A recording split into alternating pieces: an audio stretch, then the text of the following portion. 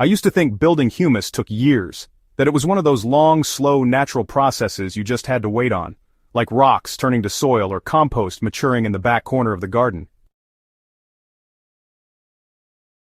But then I stumbled onto a method that changed everything. In just a few weeks I went from dead, cracked clay to dark, spongy soil rich with life. The trick? Feeding the soil exactly what it needs, and letting the microbes do the heavy lifting. Have you tried speeding up humus formation in your garden? Share your results down in the comments. I'd love to hear what's worked, and what hasn't. Let's dive into how to fast-track humus and organic matter, even if your soil looks lifeless right now.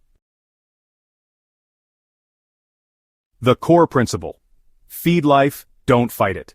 Humus is what's left after organic matter has broken down fully. It's stable, carbon-rich, and key to water retention, nutrient storage, and microbial health. But it doesn't show up unless the soil biology is thriving. So instead of forcing results, your job is to create perfect conditions for decomposition, aggregation, and microbial growth. Once you do that, humus starts forming faster than you'd expect.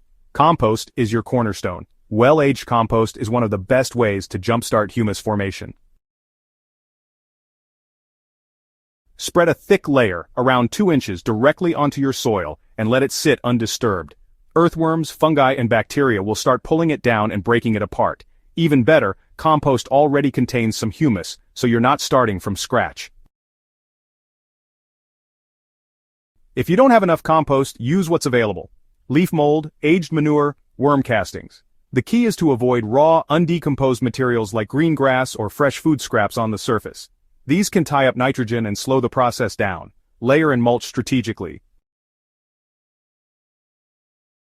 Mulching with soft, high-carbon materials like shredded leaves, straw, and decomposed wood chips does more than just suppress weeds. As these layers break down, they feed the soil microorganisms constantly. And the more consistent the food source, the faster you build humus.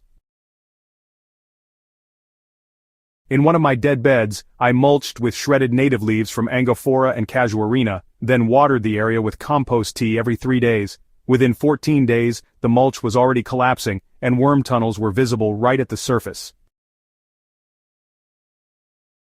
Add green biomass when you can. Green manure crops like clover, vetch, and field peas can be grown and chopped down right into the soil. Their fresh tissue adds a burst of nitrogen, sugar, and enzymes to fuel microbes. I often interplant these with vegetables or use them in fallow beds. When tilled lightly or left on the surface, they decompose quickly and contribute to both short-term and long-term organic matter.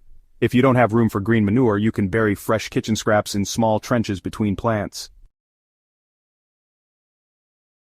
Keep it moist, but not wet. Moisture is critical. Dry soil won't decompose anything, but if your bed becomes soggy, you'll suffocate the microbes that actually build humus. Aim for that wrung-out sponge texture. During dry spells, watering in the evening and covering with mulch locks and moisture and creates ideal fungal conditions. Activate the microbial engine. If you want to really push decomposition into overdrive, apply compost tea, worm tea, or even a diluted molasses solution weekly.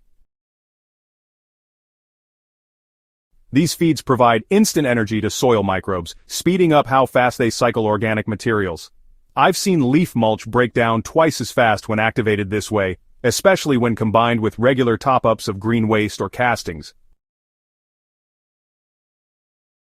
And don't forget, minimizing disturbance is part of the process. The less you dig or till, the more stable the microbial networks become. And that's when humus locks into the soil. The visible change. You'll know it's working when your soil becomes darker, softer, and more cohesive. Water soaks in easily. You can dig with your hand, not a trowel. Worms return in numbers, and root systems begin to spread like wildfire. The surface crust breaks apart into small aggregates. That's humus in action, and it can start forming within weeks under the right conditions.